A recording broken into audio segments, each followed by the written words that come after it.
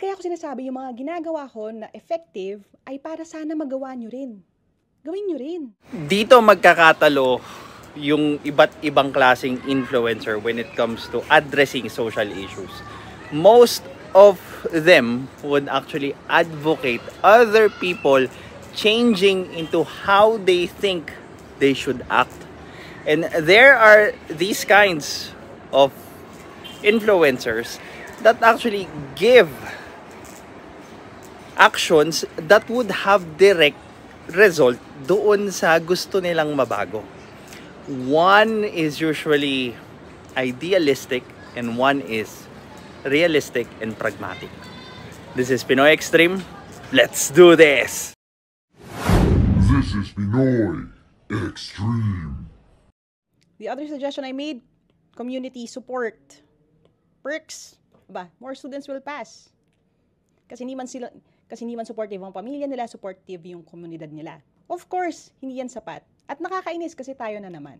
Pero let me tell you a story of one of the kids who attended yung CET review namin earlier this year. This kid wanted so desperately na mag-take ng scholarship exams at pumasok sa state colleges and universities. Anong problema niya? Kahit libre naman yung review, hindi libre ang pamasahe. So my community, Team Laika, helped her by giving her pamasahe, papunta, pauwi. O diba, hindi man sinolve nung pagbibigay or pag-aambagan ng community ng pamasahe yung kahirapan or yung kabuuang kahirapan ng mga bata or ng mga Pilipino. But it made the kid one step closer doon sa gusto niyang mangyari at posibleng solusyon sa kahirapan nila. In our own little ways, we could actually build a community that supports people and doesn't affect yung dignidad nila. Yung hindi mo kailangan tanggalin yung challenge nung kinakaharap nilang problema para pag nagawa ng tao yon, the glory will be theirs. By them realizing na, kaya ko palang makatungtong sa ganitong klaseng estado ng pamumuhay, yung self-confidence nila, yung problem-solving skills nila, would level up. And doon na mabubus yung confidence nila sa sarili na, kaya ko pala. They can now perform things on their own. And thus, successful yung pagtulong mo dun sa taong yun. Because na-realize niya na yung mga bagay na kailangan niya, kaya niya palang gawan ng paraan. May mga taong willing naman palang tumulong and ibigay yung glory na makukuha mo every time na magtatagumpay ka doon sa hurdle na yun. Hindi nila kailangang ipamuka sa ibang tao na mahina ka. Hindi nila kailangang ipakita na nagugutom ka, na nahihirapan ka. Ang ipapakita nila sa mundo, kaya mo yan. Hindi ka nila gagawing kaawa-awa sa publiko. Bagkus gagawin kanilang example na kung paano mo dapat or paano dapat kinakaharap ng marami yung typical na problema.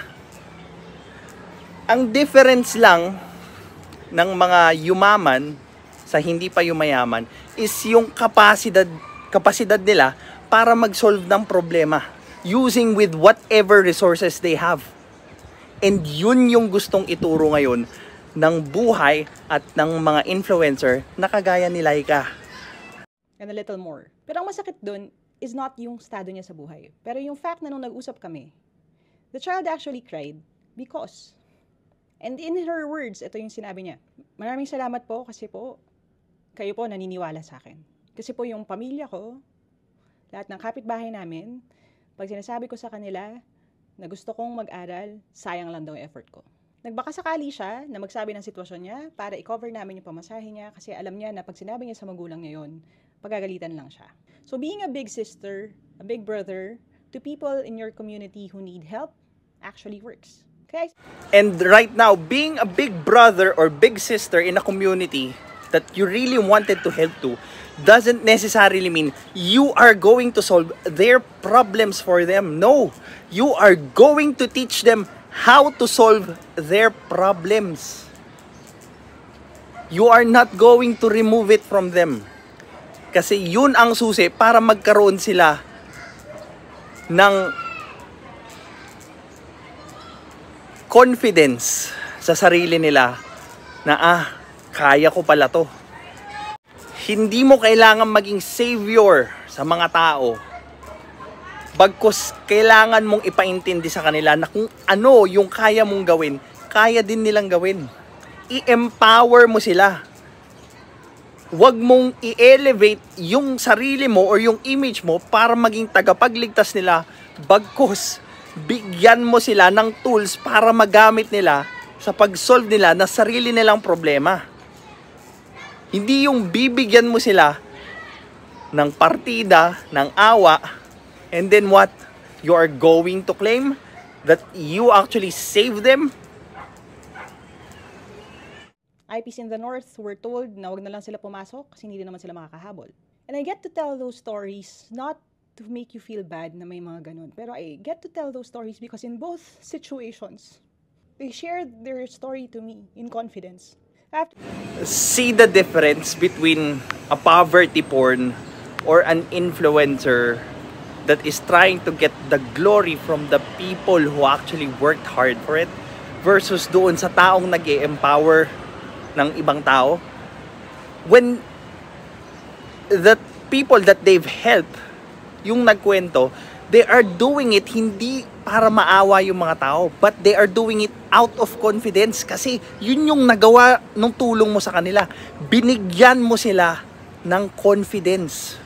Hindi mo lang basta finid yung inferiority complex nila, pero binigyan mo sila ng confidence para umalis doon sa kinalalagyan nila.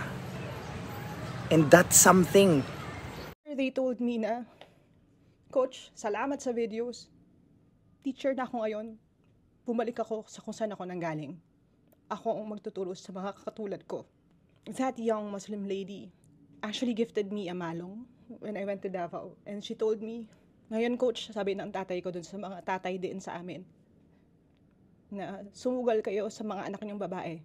Kasi tinan niyo yung anak ko. And look, hindi lang basta confidence yung nag-gain nila.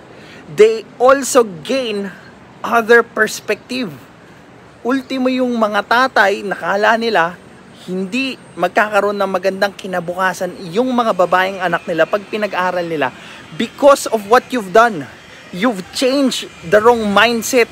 Hindi lang nung taong tinulungan mo, pero pati nung taong nakapaligid doon sa tinulungan mo. It's a ripple effect.